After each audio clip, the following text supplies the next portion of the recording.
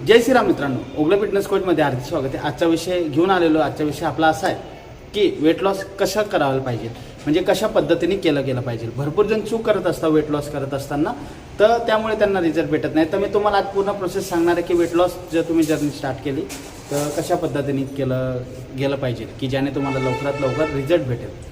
तर मित्रांनो, सर्वात पहिले एक सांगतो, वेट लॉसकडे जाऊ नका तुम्ही, प्रॉपर फॅट लॉस करा। आता वेट लॉसकडे का जाऊ नका, कारण की वेट लॉस केला ना तर तुमच्या शरीरामधील मसल लॉस सुद्धा होतं आणि त्यासोबत वॉटर लॉस सुद्धा होत असतं, जे करून तुमच्या शरीराला हानिकारक असतं आणि तुम्हाला विकनेसपणा, एनर्जी डाऊन वगैरे ह्या गोष्टी जाणवत असतात। म्हणून फॅट लॉसकडे प्रोसेस करा।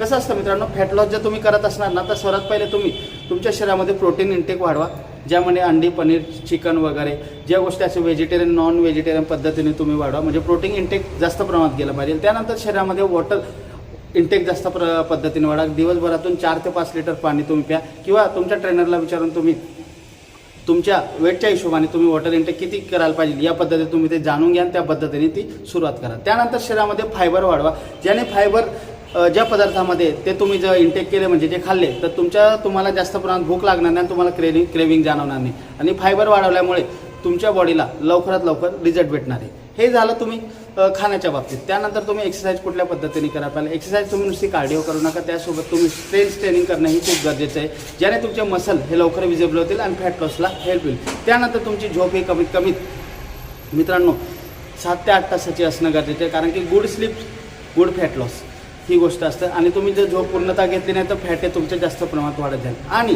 त्यानंतर पुढची प्रोसेस अशी आहे की तुम्ही कमीत कमी मित्रांनो ओव्हर इटिंग हे बंद केलं पाहिजे। ओव्हर इटिंग म्हणजे काय असतं माहिती का मित्रांनो, ओव्हर इटिंग बघायला गेलो भरपूर जण रात्री 10-10, 11-11 वाजता जेवत असतात। ओव्हरनाईट इटिंग म्हणतो आपण, की ज्याने तुम्हाला लगेच जो खाल्ल्या गेल्यानंतर लगेच तुम्ही झोपून जात असता, मग त्यामुळे ते अन्न शरीरात असतं, त्याचं रूपांतर ग्लुकोजमध्ये होतं, मग ते फॅटमध्ये ट्रान्सफर होऊन तुमचं फॅट वाढतं, मग त्यानंतर वेटसुद्धा वाढत असतं। म्हणून या गोष्टी तुम्ही टाळा।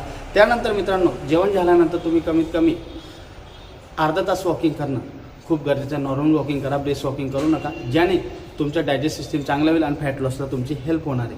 त्यानंतर मित्रांनो, बघायला गेलं दिवसभरात तुम्ही, रात्री तुम्हाला जेवणानंतर चालायचंच आहे, पण दिवसभरात तुम्ही 8 ते 10,000 स्टेप हे चालणं खूप गरजेचं आहे। तुम्ही जितक्या पद्धतीने 8 ते 10,000 स्टेप चालणार तेवढा तुमचं फॅट लॉस हे 100% होणार आहे। आणि एक लक्षात ठेवा मित्रांनो, कन्सिस्टन्सी ही खूप महत्त्वाची असते।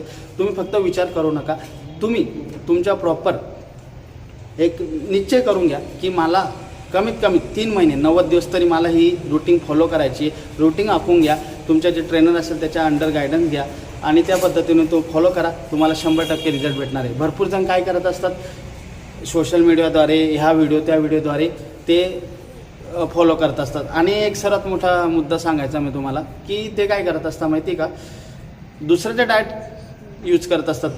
मित्रांनो, असं नसतं। प्रत्येकाच्या वेटच्या हिशोबाने त्याचं टोटल मायक्रोन्यूट्रियन्स करून, त्याचं सर्व कार्ब्स, फायबर वगैरे, प्रोटीन किती प्रमाणात हे वेटच्या हिशोबाने कॅल्क्युलेट करून, कॅलरी डिफिशिएट करून केलेलं असतं। त्यामुळे कोणाचाही डाएट तुम्ही वापरू नका, तुम्हाला रिझल्ट येणार नाही। स्वतःचा डाएट बनवून घ्या, थोडेफार पैसे खर्च केले जातील, पण तुम्हाला रिझल्ट भेटणार आहे। तर मित्रांनो, अशा पद्धतीने वेट लॉस करायचं असतं, पण मी तुम्हाला सांगतो वेट लॉस आपल्याला करायचं नाही, फॅट लॉस करा।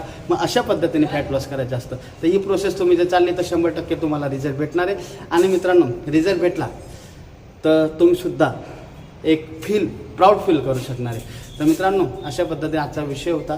विषय तुम्हाला आवडलाच असेल, आपल्या चॅनलला फॉलो, सबस्क्राईब करायला विसरू नका। जय श्रीराम।